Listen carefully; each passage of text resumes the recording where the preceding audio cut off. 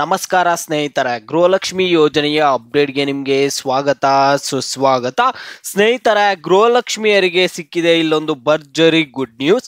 ಇಲ್ಲಿ ನಿಮಗೆ ಗೃಹಲಕ್ಷ್ಮಿ ಯೋಜನೆಯ ಹಣ ಇನ್ನು ನಿಮ್ಮ ಖಾತೆಗೆ ಹಣ ಬಂದು ಜಮೆ ಆಗಿಲ್ವಾ? ಹಾಗಾದ್ರೆ ನೀವು ಚಿಂತೆ ಬಿಟ್ಟು ಈ ಒಂದು ಗುಡ್ ನ್ಯೂಸ್ ಅನ್ನ ಕೇಳಿ ಸ್ನೇಹಿತರೆ. ಇದೊಂದು ಗುಡ್ ನ್ಯೂಸ್ ಅಂತಾನೆ ಹೇಳ್ಕೋಬಹುದು. ಗೃಹಲಕ್ಷ್ಮಿಯರಿಗೆ ಏನೊಂದು ಗುಡ್ ನ್ಯೂಸ್ ಬಂದಿದೆ ಏನು ಅಂತ ತಿಳಿಸ್ಕೊಡ್ತೀನಿ. ಎಲ್ಲರೂ ವಿಡಿಯೋ ಕೊನೆವರೆಗೂ ನೋಡಿ. ಅದಕ್ಕೆ ಮುಂಚೆ ಯಾರ ಚಾನಲ್ ಅನ್ನು ಇನ್ನೂ ಸಬ್ಸ್ಕ್ರೈಬ್ ಮಾಡ್ಕೊಂಡಿಲ್ಲ ಈಗಲೇ ಚಾನಲ್ ಅನ್ನ ಪಟ್ ಅಂತ ಸಬ್ಸ್ಕ್ರೈಬ್ ಮಾಡ್ಕೊಳ್ಳಿ. ಮತ್ತೆ ವಿಡಿಯೋಗೊಂದು ಲೈಕ್ ಆದ್ರೆ ಕೊಡಿ. ನೀವು ಕೂಡ ಸಬ್ಸ್ಕ್ರೈಬ್ ಲೈಕ್ ಇಂದ ನಿಮ್ಗೆ ಇದೇ ರೀತಿ ಕಂಟಿನ್ಯೂಸ್ ಅಪ್ಡೇಟ್ಸ್ ಆದ್ರೆ ಸಿಗ್ತಿರುತ್ತೆ. ಈಗಾಗಲೇ ಯಾರು ಸಬ್ಸ್ಕ್ರೈಬ್ ಲೈಕ್ ಮಾಡಿ ವಿಡಿಯೋ ನೋಡ್ತಿದ್ದೀರೋ ಎಲ್ಲರಿಗೂ ನನ್ನ ಒಂದು ಹೃದಯ ಪೂರ್ವಕ ಧನ್ಯವಾದಗಳು. ನೋಡಿ ಸ್ನೇಹಿತರೆ, ನಾನೀಗ ಡೈರೆಕ್ಟ್ ಆಗಿ ಟಾಪಿಕ್ಗೆ ಬರ್ತೀನಿ. ಗೃಹಲಕ್ಷ್ಮಿಯರಿಗೆ ಕೊನೆಗೂ ಒಂದು ಗುಡ್ ನ್ಯೂಸ್ ಆದ್ರೆ ಸಿಕ್ಕಿದೆ. ನಿಮ್ಗೆ ಯಾರಿಗೆ ನಿಮ್ಮ ಖಾತೆಗಳಿಗೆ ಹಣ ಬಂದಿಲ್ವೋ ನೀವು ಚಿಂತೆ ಬಿಟ್ಬಿಡಿ. ಏನಪ್ಪ ಬಂದಿರುವಂತಹ ಗುಡ್ ನ್ಯೂಸ್ ಅಂದ್ರೆ, ಕರ್ನಾಟಕ ಸರ್ಕಾರದ ಮಹತ್ವಾಕಾಂಕ್ಷಿ ಯೋಜನೆಯಲ್ಲಿ ಒಂದಾದ ಗೃಹಲಕ್ಷ್ಮಿ ಯೋಜನೆ ರಾಜ್ಯದ ಲಕ್ಷಾಂತರ ಮಹಿಳೆಯರಿಗೆ ಸಾಕಷ್ಟು ಅನುಕೂಲ ಆದ್ರೆ ಆಗಿರುವಂಥದ್ದು.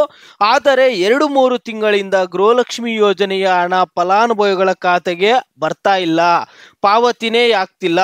ಯಾಕೆ ತಡವಾಗುತ್ತಿರಬಹುದು ಎಂಬ ಕುರಿತು ವ್ಯಾಪಕವಾಗಿ ಚರ್ಚೆ ಆಗ್ತಾನೆ ಇತ್ತು. ಯಾಕೆ ಹಣ ಬರ್ತಿಲ್ಲ 2-3 ತಿಂಗಳಿಂದ ಅಂತ. ಇಲ್ಲಿ 2-3 ತಿಂಗಳಿಂದ ಗೃಹಲಕ್ಷ್ಮಿ ಯೋಜನೆಯ ಹಣ ಫಲಾನುಭವಿಗಳಿಗೆ ಖಾತೆಗೆ ಪಾವತಿ ಆಗಿಲ್ಲ. ಏಕೆ ತಡವಾಗಿದೆ ಎಂಬ ಕುರಿತು ಇಲ್ಲಿ ಚರ್ಚೆ ಆಗ್ತಾನೆ ಇತ್ತು. ಈ ಒಂದು ಹಿನ್ನೆಲೆಯಲ್ಲಿ ನಿಮ್ಗೊಂದು ನೆಮ್ಮದಿಯಾಗಿರುವಂತಹ ಸುದ್ದಿ ಕೂಡ ಸಿಕ್ಕಿರುವಂಥದ್ದು. ಕಳೆದ ಕೆಲವು ತಿಂಗಳುಗಳಿಂದ ಗೃಹಲಕ್ಷ್ಮಿ ಹಣ ಬಾರದೆ ಕಂಗಾಲಾಗಿರುವ ಮಹಿಳೆಯರಿಗೆ ಗುಡ್ ನ್ಯೂಸ್ ಕೊಟ್ಟಿದ್ದಾರೆ.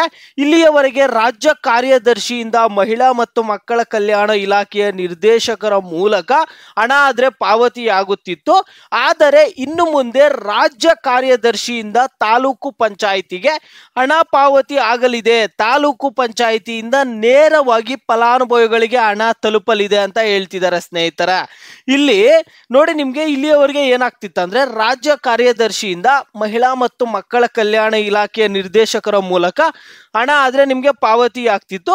ಆದ್ರೆ ಇಲ್ಲಿ ಇನ್ಮುಂದೆ ರಾಜ್ಯ ಕಾರ್ಯದರ್ಶಿಯಿಂದ ತಾಲೂಕು ಪಂಚಾಯಿತಿಗೆ ಹಣ ಆದ್ರೆ ಪಾವತಿ ಆಗುತ್ತೆ. ಇನ್ಮೇಲೆ ರಾಜ್ಯ ಕಾರ್ಯದರ್ಶಿಯಿಂದ ಮಹಿಳಾ ಮತ್ತು ಮಕ್ಕಳ ಕಲ್ಯಾಣ ಇಲಾಖೆಗೆ ಹೋಗ್ಬಿಟ್ಟು ಹಣ ಆದ್ರೆ ನಿಮ್ಗೆ ಬರಲ್ಲ. ತಾಲೂಕ್ ಪಂಚಾಯಿತಿಗೆ, ನಿಮ್ಮ ಒಂದು ತಾಲೂಕು ಪಂಚಾಯಿತಿಗೆ ಹಣ ಹೋಗುತ್ತೆ ರಾಜ್ಯ ಕಾರ್ಯದರ್ಶಿಯಿಂದ. ಅಲ್ಲಿಂದ ನಿಮ್ಗೆ ಏನಾಗುತ್ತೆ ಅಂದ್ರೆ, ನಿಮ್ಮ ಒಂದು ತಾಲೂಕು ಪಂಚಾಯಿತಿಯಿಂದ ನಿಮ್ಮ ಖಾತೆಗಳಿಗೆ ಹಣ ಆದ್ರೆ ಜಮೆ ಆಗುತ್ತೆ ಸ್ನೇಹಿತರೆ.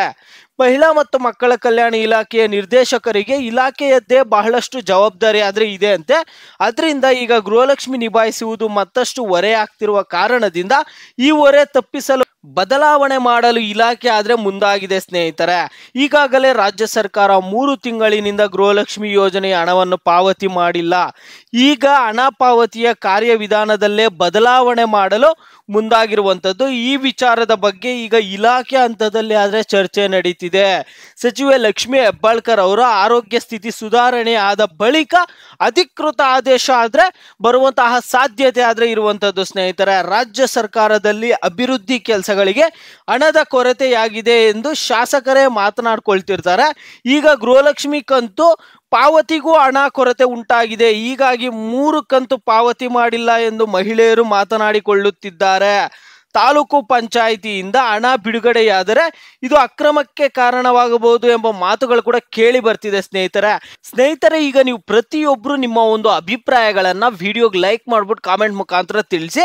ನಿಮ್ಗೆ ಹಣ ಬಂದ್ಬಿಟ್ಟು ರಾಜ್ಯ ಕಾರ್ಯದರ್ಶಿಯಿಂದ ಮಹಿಳಾ ಮತ್ತು ಮಕ್ಕಳ ಕಲ್ಯಾಣ ಇಲಾಖೆಗೆ ಹೋಗ್ಬಿಟ್ಟು ಅಲ್ಲಿಂದ ನಿಮ್ಮ ಖಾತೆಗಳಿಗೆ ಹಣ ಜಮಾ ಆಗ್ತಿತ್ತು ಇಷ್ಟು ದಿನದಿಂದ. ಈಗ ಮುಂದಿನ ದಿನಗಳಲ್ಲಿ ನಿಮಗೆ ರಾಜ್ಯ ಕಾರ್ಯದರ್ಶಿಯಿಂದ ಡೈರೆಕ್ಟ್ ತಾಲೂಕು ಪಂಚಾಯಿತಿಗೆ ಬಂದ್ಬಿಟ್ಟು ನಿಮ್ಮ ಖಾತೆಗಳಿಗೆ ಹಣ ಜಮೆ ಆಗುತ್ತೆ. ಈಗ ಈ ರೀತಿಯಾಗಿ ಹಣ ಜಮಾ ಆದ್ರೆ ನಿಮ್ಗೆ ಉಪಯೋಗ ಆಗುತ್ತಾ ಇಲ್ಲ ಅನ್ನುವಂಥದ್ದನ್ನ ನೀವು ಪ್ರತಿಯೊಬ್ಬರು ವಿಡಿಯೋಗೆ ಲೈಕ್ ಮಾಡ್ಬಿಟ್ಟು ಕಾಮೆಂಟ್ ಮುಖಾಂತರ ತಿಳಿಸಿ. ಕೆಲವ್ರು ಹೇಳ್ತಿರ್ತಾರೆ, ಇಲ್ಲಿ ಅವ್ರು ತಾಲೂಕ್ ಪಂಚಾಯಿತಿಯಲ್ಲೇ ಹಣ ತಿಂದ್ಬಿಡ್ತಾರೆ, ನಮ್ಗೆ ಹಣನೇ ಕೊಡಲ್ಲ ಅಂತ ಕೆಲವರು ನೆನ್ನೆ ಎಲ್ಲ ಕಾಮೆಂಟ್ ಮಾಡಿ ಹೇಳ್ತಾನೆ ಇದ್ರು.